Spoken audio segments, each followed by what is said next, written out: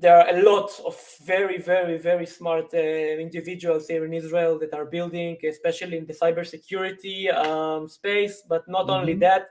And I think a lot of them did and still are, a lot of the talent are coming and shifting to Web3. That's not, and again, it's not necessarily about the current situation, but more broadly about Israel in general.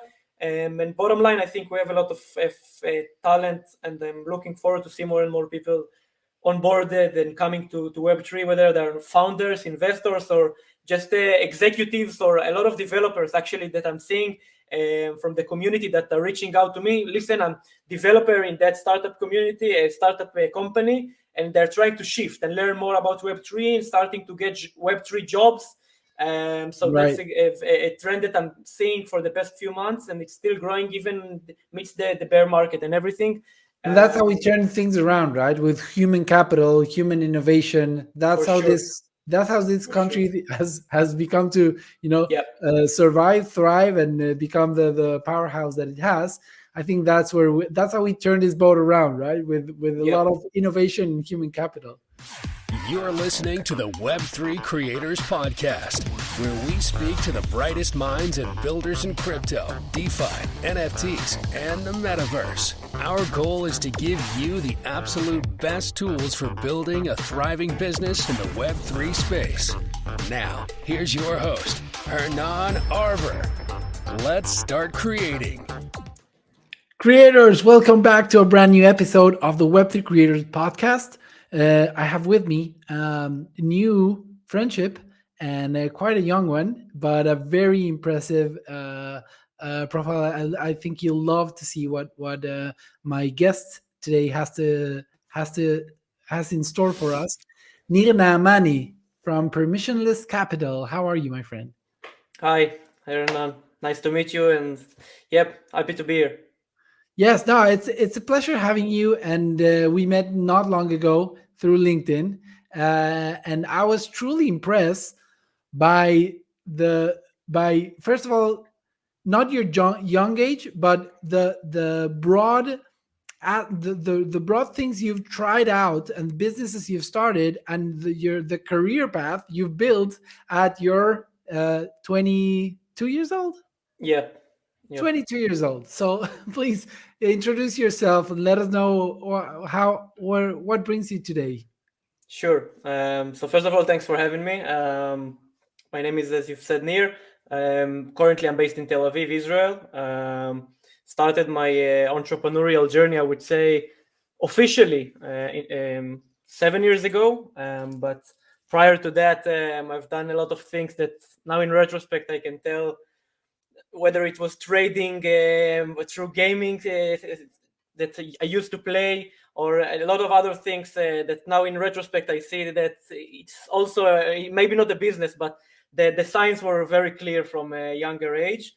But I started my first online business at the age of 16. It was e-commerce back then. If anyone from the audience familiar with Amazon FBA, so basically I had my own brand, inventory, customized all the products, built a community around it. Is that what commonly known as drop shipping? Not really. Drop shipping is a bit different in terms of the model itself. And the main difference between what I was doing and drop shipping is basically I was buying the inventory before, and on top of that, all the inventory had my branding on it, and I customized the product, so it wasn't just a generic product that I sold and only then bought a single individual units. So it was more of a brand, but I was leveraging Amazon as the platform. It's called Amazon FBA. It's a pretty familiar method. And yeah, from there on, it expanded, as you've said, a lot of new things and other things, whether it was in the e-commerce field. So a few Shopify stores that some of them succeeded more, some of them didn't. I built a community of young Israeli entrepreneurs with a podcast. It was in 2018, 19, something like that, which was quite a good experience and helped a lot of people. And up until today, I have a lot of great connections and people that I'm friends with thanks to this venture. And then from there on, it just evolved of doing a lot of other things. I won't elaborate much, but if you want me to, I think At what point? At what point did you decide to go into Web3 and go all in? You probably started as most of us, like looking at, Bitcoin, crypto, NFTs. What was the moment you said, okay, this is where we need to go in? Yeah. So the young Israeli entrepreneurs community that I built back then. So I'm not sure what was the context, but back then I started hearing more and more about it. It was around 2018, 19. And yeah, I started hearing more and more about it. I invested in 2017 in Ripple XRP, but it wasn't really a priority or something that I was really interested to, but it was more crypto in general. But what really brought the attention was 2019, maybe even 2020, the beginning of it.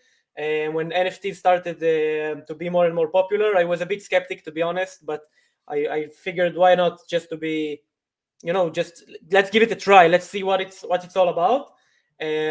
So I had a podcast under that community back then, and I got through a connection via my brother, which is, by the way, he founded the largest finance and investing community in Israel, Yada Shove Kesef. So it helped with the first connection and getting a guy that I'm also a friend. He's a friend of mine up until this day.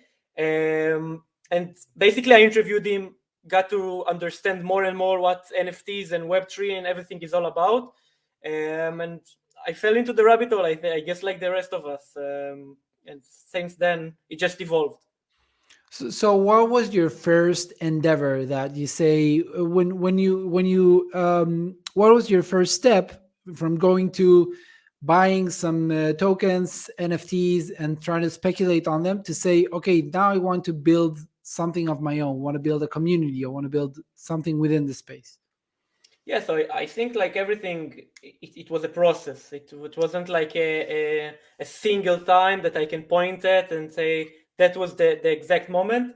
But as I've said, like it was kind of a process and a journey, I would say, of exploring and learning more and more.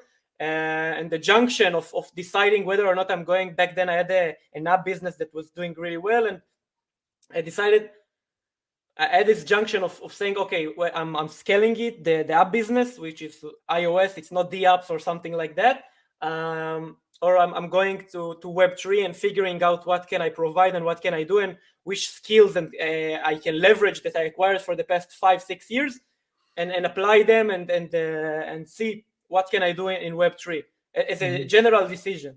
It was around the time that I was about to finish my service in the army, so that was kind of the main junction that I decided. Tell us a bit what you were doing with mobile apps, because I think that'll give us a great intro into how you started honing your marketing skills at such a very young age. Yeah, the app business was 4 or 5 years after my first online business, so it wasn't the first business. But obviously, it has a lot to do with what I learned and the skills I acquired and understood that I'm good at. You had to started it with your bar mitzvah money. No, it's around 15, 16. I would say 16 was when I started out. But the app business, to your question, was basically we started out we just like everything, just experimenting. So outsourced. I hired a developer. We published few apps. Some of them succeeded more than others. Some of them failed completely. I just wanted to understand the mechanics and how everything is working, because it was a new platform for me, App Store back then. Apps on iOS. So after that, I started understanding how everything is working, kind of, I guess. And then basically, I started acquiring apps with existing traffic. Everything is working there, but the thing is, and again, it's again understanding what I'm good at and leveraging that, which was copywriting and marketing. I basically leveraged the existing traffic and leveraged it triple or maybe 10x in some cases the monetization. The bottom line, how many on average each download that I'm getting gives how much money it gives me. So basically monetizing the apps better from the existing traffic that I had because I bought existing apps. So if it makes sense, that was kind of the business model.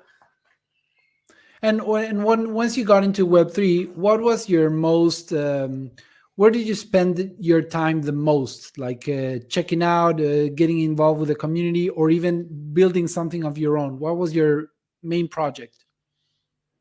I guess it depends on when exactly you're talking about, but I think especially at the beginning, it was just learning, and afterwards starting to develop, understand. And it was, if I'm trying to reflect back, it was a bit more of the process of what I was doing with Amazon.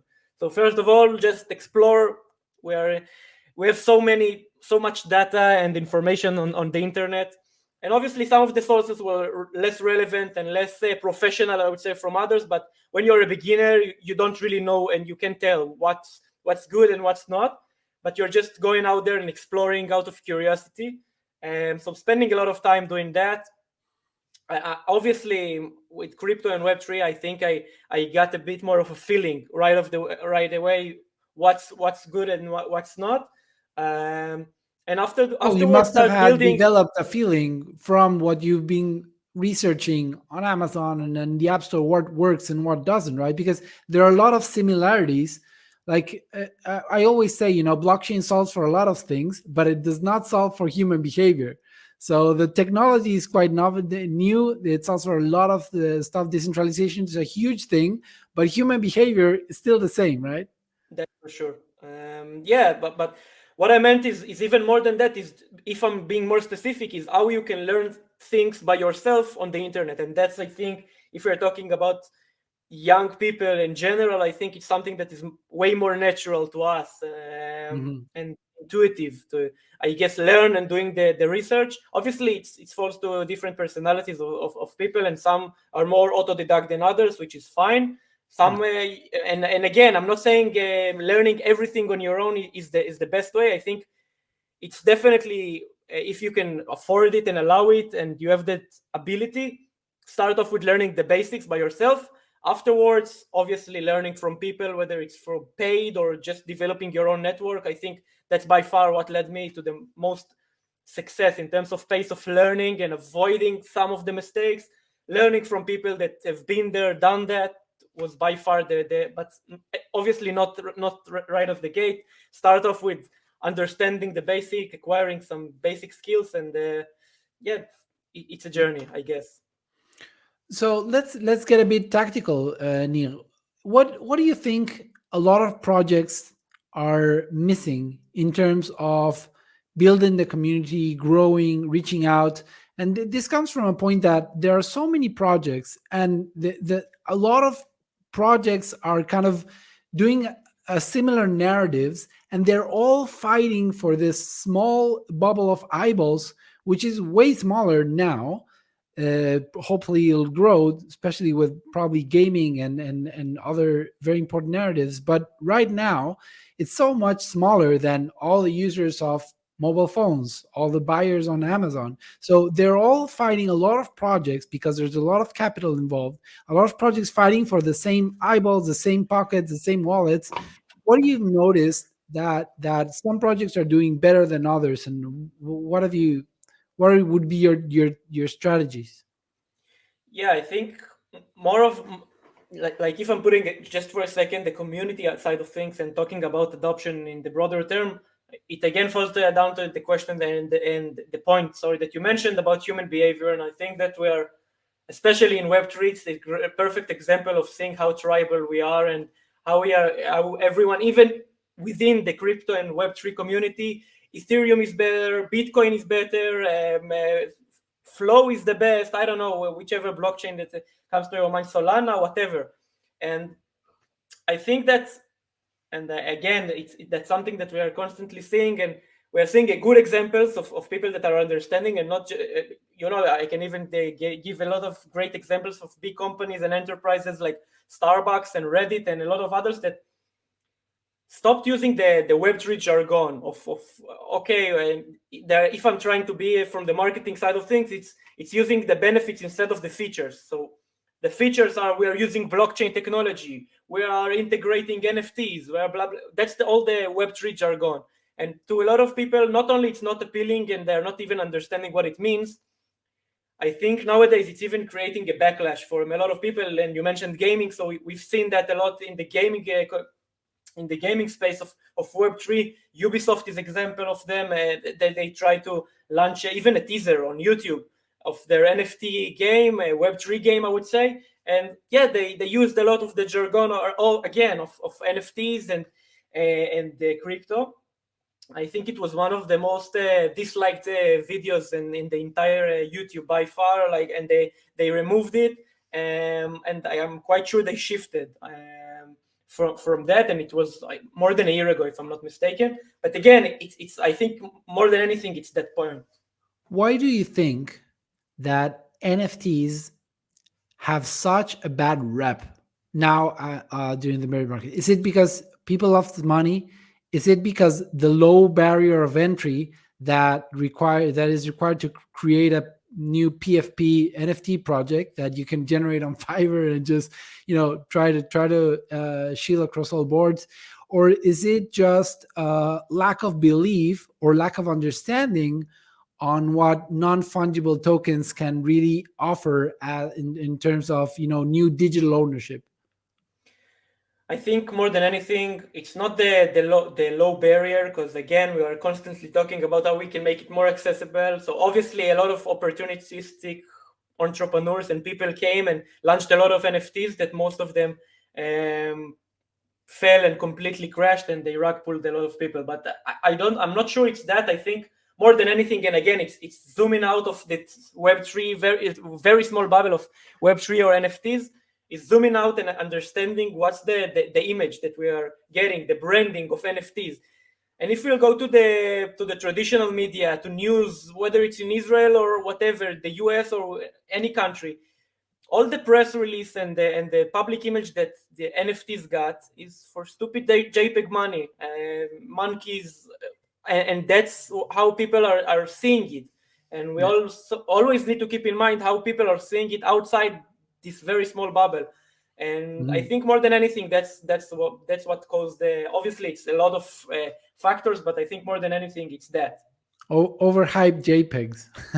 yeah just showing that as the example of the utility and the value proposition of this technology, and then people don't have a clue on what the hell is it and why should I care about it. And that's the bad image, because it's one of the first use cases of NFTs, and obviously it takes time to develop real use cases. Like if I'll take and I'll connect it to the previous business that I was doing, the first apps, on the App Store, the first few years that after the App Store was launched, the most successful apps was the beer that you're tilting your iPhone and it's a virtual beer. The fart app. Yeah, something like that. These were the most successful ones. And again, it falls down to a new technology, but eventually the first use cases are quite stupid if you're looking at it. The Flappy Bird phenomena. That was the kind of the peak of the like casual apps worth nothing but making millions. Yeah. So do you hold, or did you get your hands on some what we call blue chip NFTs? And I do like this because that's a term that's been thrown around so much. Oh, this is a new blue chip NFT collection. But did you get into some of those, and what to you makes really stand out or make a blue chip NFT versus 99% of the projects that are just dwindling, and the community tried to make a buck, most of them failed, now there's nothing, and that's kind of most of the stories? Yeah, I think like in every project or startup, regardless of the community, it's first and foremost the founders and who is behind. So I think that's the most important part. If I'm trying to do the Pareto law of NFTs and everything in general, even if it's in the startup world, the first thing that the investor would look up is the founder itself. Because without the founders and without anyone that is driving the demand and constantly building and iterating and listening to the community and building something meaningful, nothing can help. So I think that's the most important thing. Mm-hmm. And so let's get a bit more specific before we try to build some kind of strategy. Okay, what would be your a great example of an NFT project that say this guy's killed it, they do everything right, this is how I would build an NFT project? And let's try to make it a bit harder and avoid Yuga Labs and Bored Apes. Let's try to find something that has something unique, because we know that they are, trendsetters, and most of them in the space know them. But I want us to try to find, a project that maybe had less resources but are still doing great things and giving great value to the community.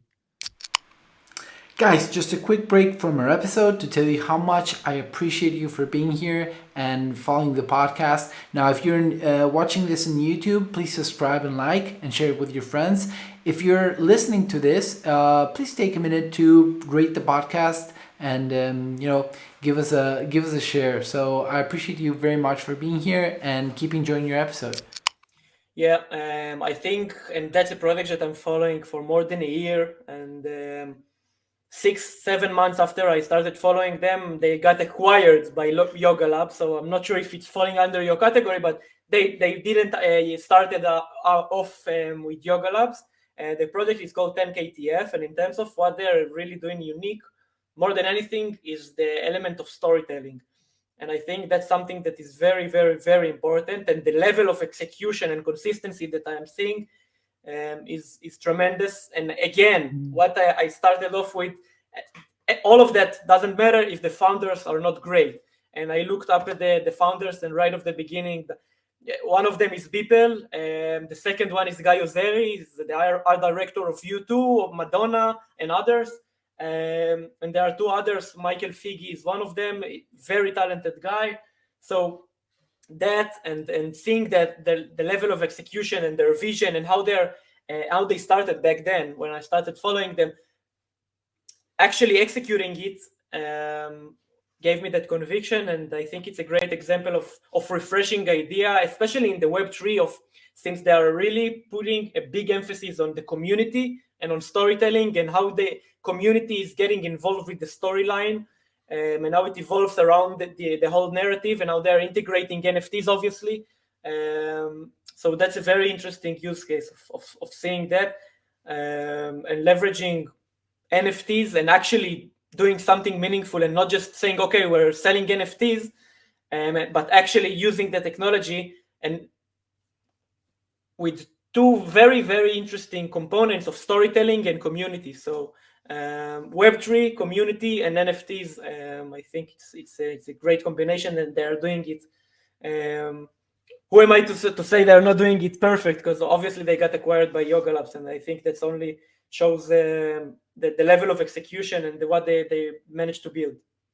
Yeah, and I agree with you that community is everything within when it comes to Web3 projects, right? So let's try the experiment, Nir. Let's think of the steps that we would go through in order to build a great Web3 project, so that we give our audience, we try to build this blueprint of how would we go about building a new Web3 NFT or DeFi gaming project. Let's try to think of something, and what would be the first step that you need to nail down?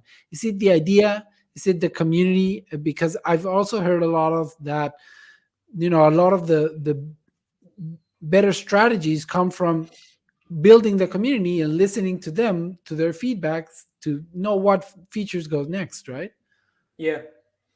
I guess that there's no one correct answer, because for matter of fact, I know people that have done the first method that you mentioned, and some did the second one and they succeeded very well. So I guess it very depends, and everyone, again, should leverage and understand what are their connections, capabilities, knowledge, and apply that. Again, I've seen, you talked about first building a community, and the best example that I've seen with my own eyes, and I've helped a lot with helping it grow and becoming, is the community of my big brother, that he basically didn't, to be honest, he started out with, he didn't even have a Facebook account. He didn't knew what are the differences between Facebook page and Facebook group. He was that beginner, but it started off with, and I think that's where everything is laid out eventually, with the demand, because a lot of people, whether from different circles, from the army, from high school, from home, a lot of people from his circles started asking him more and more questions about basic finance, what were the most essential and simple things. To him, it's simple, but it's things that unfortunately were not being taught in school or anywhere else. So he started that group just to, I guess, leverage and put it all in one place. So just he gave a lot of free guides and tutorials and basic education, basically making financial education accessible and simplified as possible.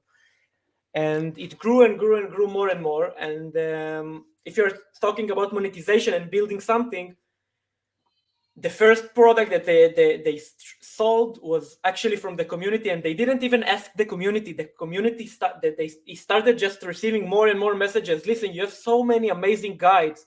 If you can just put them in a sequence, record them, and maybe the course, I will buy it. And he got dozens, if not hundreds of messages like that. And he said, okay, let's do it if that's what they're asking for.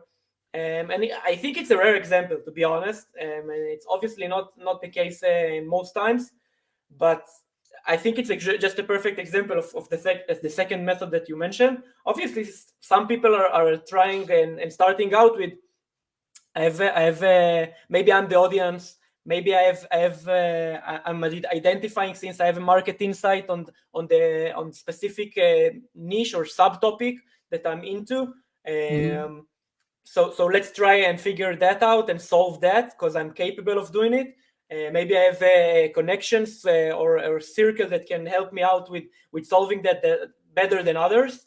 But I think validating the demand for what you're trying to solve is the most important step, and that's something that I learned even with doing basic e-commerce stuff. So a good example for that was I sold something, and even before selling it and working on it, I first just put a landing page. I've seen the demand. Once I've sold out, then I only started working on it, and I delivered quite quickly. But that's just an example of how you can validate and sell before. And we're seeing it constantly, especially around technical guys, technical people. Obviously, I'm overgeneralizing, but just a pattern that I'm noticing. People that are more technical and have the capabilities to build something, they're first investing weeks, months, sometimes, unfortunately, even years of building something, but it doesn't have enough demand. And so always trying to validate the demand first and only then start. There's the Eric Rice book, The Lean Startup. The Lean Startup, yeah. It says, fail fast, find out if you're building something that people want first and foremost, and only then, finish the product. So that's very valid. I think that applies especially today to Web3, especially when we have to iterate so fast on these new projects. And how would you, if you had to start a community from scratch, because there's this kind of typical path, right, that we see a lot of projects fill, which they go up with a website, they put up a Twitter account, they try to get people to the Discord and the Telegram, and then there's a newsletter that comes out every week, and they start posting and making content. And the question is that kind of the standard path? Do you see this working still, or is there a better way that you can find or hack your way into growing and getting noticed? I think it's less about the mediums that you're building the community on, because obviously the relevancy depends on the type of the community and the type of audience that you're trying to reach to. For instance, if you're trying to build a community of adults, people over 60, then obviously Discord won't be relevant. I'm generalizing, but just to make the point. So in terms of the platform and the medium that I'm trying to build the community on, I think it mainly depends on the context and the type of audience that I'm trying to build. In terms of the way to start, I think that's the hardest part of just starting out the first 100 or first 1,000 people and leveraging your own network and the understanding. I think the best cases are always, obviously, if you have people around you that are interested, or you gain from other circles people and you onboard them and you're starting some that community, even if it's an online community, but you're onboarding the first new members that you have a physical connection with them to some extent, or you know them well prior to founding that community, then they can serve as the active members. Obviously not just as a fake engagement. I'm saying that as shared common interest. If you can find that, I think it will help a lot growing and especially at the beginning of it. No, that's like a super good technique, and I think at the end, a lot of people are proponents of only organic growth, never pay for user or pay for growth. Do you think this is just a good slogan, a catchy it's all organic, it's all or do you think that maybe paid advertising or paid marketing is really not the way, or dead, as some say? Paid marketing to build a community. Mm-hmm. I mean, it's only my opinion, and I'm sure there are other examples that people that have done that, and it was successful. I'm not quite sure if that's the best way to go, especially if you're just building something out at the beginning of it. It has its own advantages, obviously, because you're gaining a lot of reach. I think more importantly, if it's free or paid marketing, it's how you're incentivizing the people to join. If you're doing paid marketing and you're incentivizing people to join because you're gonna give them XYZ, and it's financial incentives, then it's not sustainable. If you're doing it as the last option that you have, or maybe you have a lot of budget, okay, that's also fine, and you want to push that, by all means do that. But the thing is, the people that are joining, regardless of if it's paid or not, you want to make sure that they are joining for the right reason, not for financial incentives or something like that.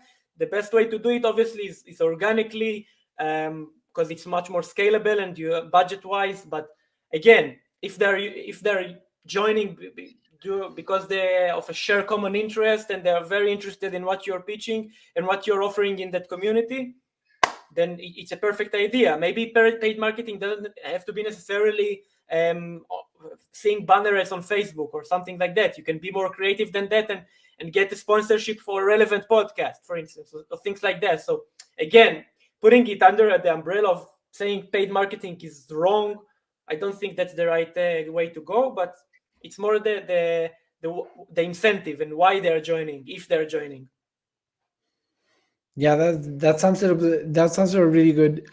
Nir, tell us a bit about Permissionless Capital. What are you building there? Yeah, so actually Permissionless Capital, I started out a year and a half ago, something like that. When we talked about the junction, I finished my service in the army, and it started out as something completely different than what I'm building today, and it got a lot. And again, we're talking about entrepreneurship. It was during the peak of the bull run. A lot of private investors that was interested, and I had connections from my old businesses, and they wanted exposure to Web3 and NFTs, and I was investing pretty heavily in NFTs for the past year or so, and they wanted that exposure. So I wanted to make a hedge fund of NFTs and offer them direct exposure. It started off from that. a year later, we managed to raise not all the money, and then the bear market came. I decided to pivot to portfolio management with one of the guys that was supposed to be the CFO of the hedge fund. That didn't work for personal reasons, so we've quite kind of iterated that too. I worked at that was the first experience of me working 9 to 5 job in an amazing company called Nilus here in Israel. They're doing crypto off-ramp and on-ramp, but quite quickly I understood that I need to focus on my own venture. So currently, for the past month and a half, even not that, maybe 2 months, I started building Permissionless Capital for a completely different angle. I identified the strong need. Unfortunately, I can't elaborate a lot, but I will say that Permissionless Capital is a lot of what we talked about, is building something and zooming out of the Web3 narrative and making it way more accessible for entrepreneurs to build their own businesses. I think that's in a nutshell describes what Permissionless Capital is all about, and the long vision is to make it way more accessible, not for users to interact with Web3, but before that we need someone to build that, and making the technology of Web3, if I'm trying to overgeneralize, more accessible to entrepreneurs to build on top of. And so making it way more easier to entrepreneurs to build businesses, Web3 businesses, if I need to be more specific than that. And yeah, where I'm still in really early stages, but it's going to very good direction, and excited to be there. And I'm inviting all of the audience that are people that are trying to build or are in the early stages. Currently, we have a few design partners that we're working with. And if it's relevant, maybe not sure when they will listen to the podcast, but regardless, my inbox on LinkedIn is open to anything. And are you guys like building a platform? Are you investing in projects, or are you kind of building a platform, a community for entrepreneurs that are building? It will be a platform, first and foremost. Obviously, part of it will be the community itself, and we talked about building from how we are getting the first people. So a lot of them are people that I personally interviewed, and some of them are my friends and colleagues, founders of very successful companies here in Israel, GPs or people that are working in VCs. So basically, really talented people in the Web3 ecosystem, specifically in Israel, but some of them even are outside, and some of them are in Europe. We have also a few in Asia, and 5 to 10 people in the US. So it's kind of, we obviously it will be worldwide eventually, but I would say the vast majority currently are in Israel, or just speak in Hebrew. Actually, if I'm thinking about it, a lot of them are not even living in Israel. So yeah, that's what it's all about. But first and foremost, it will be a platform. And let's get a bit into now that we mentioned the locations in Israel. What do you personally think? I don't want to get into politics, but with all the turmoil that's happening here in Israel, do you think it's affecting our own Web3 ecosystem of innovators? Do you think it's affecting the startup scene? Or do you think this is more, what's happening is more affected much more by the broader macroeconomic scenario of interest rate hikes and what's happening with the Feds and the capital that's more scarce now? I think it only added to the chaos that we're in the macro. So if the micro is Israel, I think it only adds up to the macro situation that's going on. And I'm hearing stories personally from people, and even today, like 2.5 hours ago, I interviewed someone, and he told me one of his friends was about to raise, and they closed with term sheet and everything, and the investor pulled up the investment. And that's something that I heard. That's not the first time that I've heard these kind of stories. So yeah, that's definitely happening, and it's definitely damaging the ecosystem, especially the Israeli ecosystem. And yeah, obviously, I'm not personally. I'm not really into politics. I don't have. You can see back there. I don't have even TV.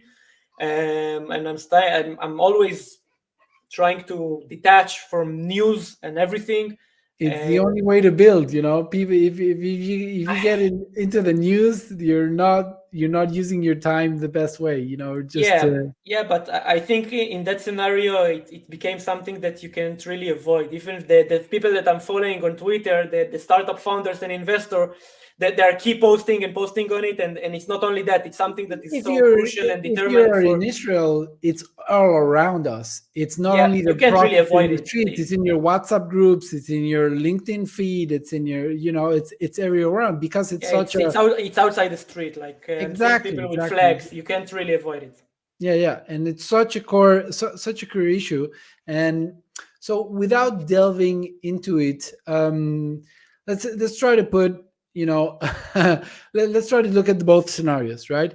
How do you foresee our own Israeli ecosystem like thriving and becoming a superpower on the Web3 space? And also, what would be a negative outcome if this thing of investments being pulled off, and kind of some startups in Israel also moving their locations, pulling off their capital? Well, what would be the negative scenario of that continuing? Well, what are the both? How do you picture both things? Yeah, to be completely honest, I'm not sure I'm the most educated person to ask these type of questions, but I would say that we are starting to see the negative impacts, and if we just talked about them, and it will just amplify. On the other end, it's I'm not sure if it's obvious, because I'm not sure of where the people are tuning out from, but there are a lot of very, very, very smart individuals here in Israel that are building, especially in the cybersecurity space, but not only that. And I think a lot of them did and still are, a lot of the talent are coming and shifting to Web3. That's not, and again, it's not necessarily about the current situation, but more broadly about Israel in general. And bottom line, I think we have a lot of talent, and I'm looking forward to see more and more people onboarded and coming to Web3, whether they're founders, investors, or just executives, or a lot of developers actually that I'm seeing from the community that are reaching out to me. Listen, I'm developer in that startup community, a startup company, and they're trying to shift and learn more about Web3 and starting to get Web3 jobs.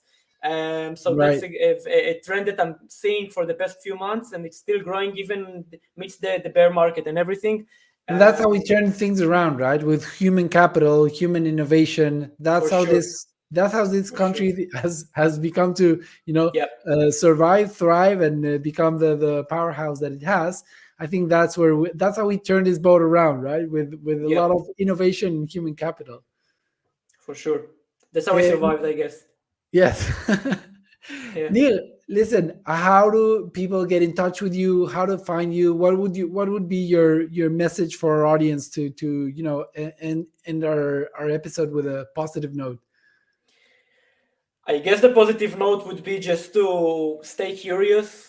Maybe it sounds a bit cliche, but I truly believe that if you're curious about something, just go explore, try, fail, whatever, just do it. And follow whatever is interesting to you, because I'm hearing it a lot from people that are around my age, that they don't know what they want to do in their life, which is understandable. But if you're not gonna try what is interested, you don't need to go do a degree just because. Just don't go with the stream. I'm always trying to avoid and doing the opposite from what the vast majority are doing. So just stay curious, try, experiment, and build eventually. And I think that's the most important thing. In terms of communicating, LinkedIn or Twitter would be the best.